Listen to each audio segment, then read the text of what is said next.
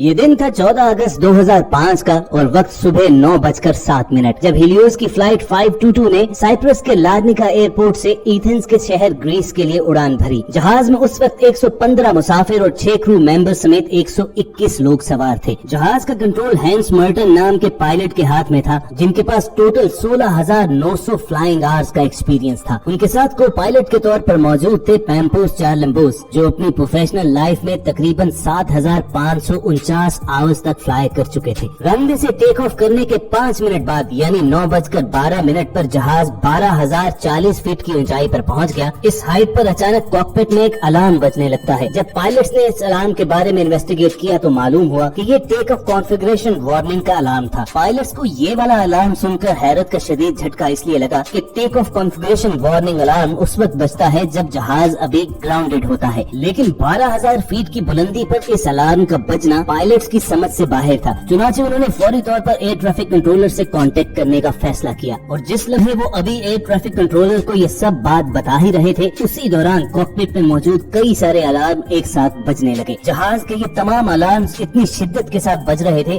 कि एटीसी तक पायलट्स की आवाज भी ठीक तरह से पहुंच नहीं पा रही थी। उसके साथ ही मुसीबत कई गुना उस वक्त बढ़ गई जब प्लेन का मास्टर कॉशन अलार्म बजने लगा, जिसका मतलब ये था कि प्लेन के बहुत से सिस्टम एक साथ ओवरहीटेड हो चुके हैं। जहां जहाज के कॉकपिट में परेशानी का ये आलम तारी था, तो वहीं पैसेंजर कैबिन्स में भी अफरा तफरी मच गई, क्योंकि तमाम मुसाफिरों को सांस लेने में खासी मुश्किल का सामना करना पड़ रहा था। क्रू मेंबर्स अगरचे उन्हें पुरसुकून रखने की कोशिश तो कर रहे थे, लेकिन तमाम कोशिशें नाकाम साबित हो रही थी। फ्लाइट के कैबिन में ऑक्सीजन लेवल कम हो जाने पर मुसाफिरों के सामने ऑक्सीजन मास्क ऑटोमेटिकली लटक पड़े। इस वक्त तक जहाज 18,000 फीट की बुलंदी पर परवाज कर रहा था। दोनों पायलट्स एटीसी के साथ इस सारी प्रॉब्लम को शेयर करने की कोशिश तो कर रहे थे, मगर एयर ट्रैफिक कंट्रोलर तक उनकी आवाज ठीक से पहुंच नहीं पा रही थी और चंद ही लम्हों के बाद जहाज का राब्ता एटीसी से मुकम्मल तौर पर खत्म हो गया। उसके बाद भी कंट्रोल टावर वाले फ्लाइट से कांटेक्ट बहाल करने की काफी कोशिश करते रहे, लेकिन उन्हें इस फ्लाइट का कोई सुराग नहीं मिल रहा था। दूसरी जानिब जहाज ऊपर की जानिब उठता चला जा रहा था। आमतौर पर लार्निका से एथेंस पहुंचने के लिए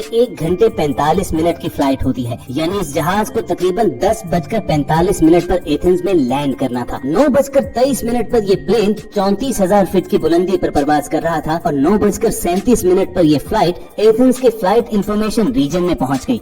10:12 से लेकर 10:50 तक एथेंस के फ्लाइट कंट्रोल वाले इस जहाज से बार बार राब्ता करते रहे, लेकिन उन्हें कोई जवाब न मिलता। फ्लाइट शेड्यूल के मुताबिक इस वक्त तक जहाज को एथेंस के एयरपोर्ट पर लैंड करना था, लेकिन जहाज का कोई अता पता नहीं था। खतरे को भांपते हुए फौरी तौर पर ग्रीस की गवर्नमेंट ने अपने 2 F-16 जहाज को इस फ्लाइट को आसमान में ढूंढने के लिए भेजा और चंद ही मिनट्स के बाद इन दोनों फाइटर जेट्स ने हिलियोस की फ्लाइट 522 को कई हजार फीट की बुलंदी पर ढूंढ लिया। इनमें से एक फाइटर जेट का पायलट अपने जहाज को इस फ्लाइट के बिल्कुल करीब ले आया ताकि वो देख सके कि जहाज के अंदर चल क्या रहा है। F-16 के पायलट को जहाज के कॉकपिट में अजीबोगरीब मंजर देखने को मिला। वो पायलट की सीट पर एक पायलट बैठा हुआ था, वहीं मेन पायलट अपनी सीट पर सर झुकाए बिल्कुल बेसुध पड़ा था। उसके बाद फाइटर जेट के पायलट ने अपने जहाज को पीछे किया और फ्लाइट 522 की खिड़कियों से जहाज के अंदर का जायजा लिया, लेकिन उसकी हैरत की इंतहा न रही कि मुसाफिर जहाज के दोनों तरफ 2 फाइटर जेट उड़ते हुए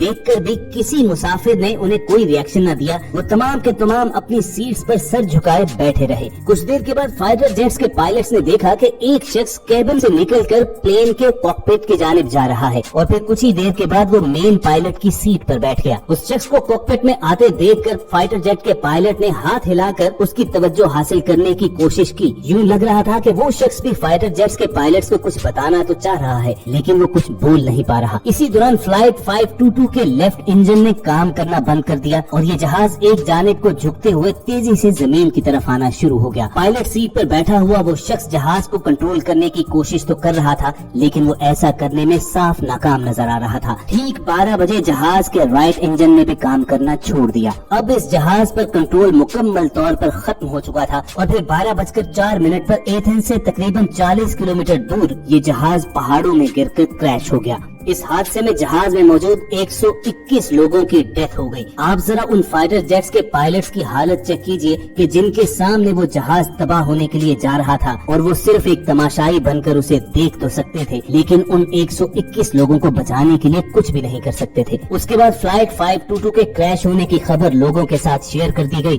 फौरी तौर पर रेस्क्यू ऑपरेशन लॉन्च किया गया और 121 लोगों की डेड बॉडीज एक एक करके वहां से ढूंढ निकाली गई। लेकिन जब इस अफसोसनाक हादसे की वजह जानने के लिए उन डेड बॉडीज का पोस्टमार्टम किया गया तो हौलनाक इंकशाफात सामने आए। ऑटोप्सी रिपोर्ट में ये बताया गया कि जहाज के पायलट समेत तमाम मुसाफिर भी जहाज क्रैश होने से पहले ही मर चुके थे। अब बड़ा सवाल ये सामने मौजूद था कि जब पायलट समेत तमाम लोग जहाज क्रैश होने से पहले ही मर चुके थे तो ऑलमोस्ट 2 घंटे तक जहाज का कंट्रोल किसके पास रहा। तो व्यूअर्स, कुछ देर पहले हमने एक ऐसे शख्स का जिक्र किया था जो पैसेंजर कैबिन से कॉकपिट में आता है और जहाज को कंट्रोल करता है।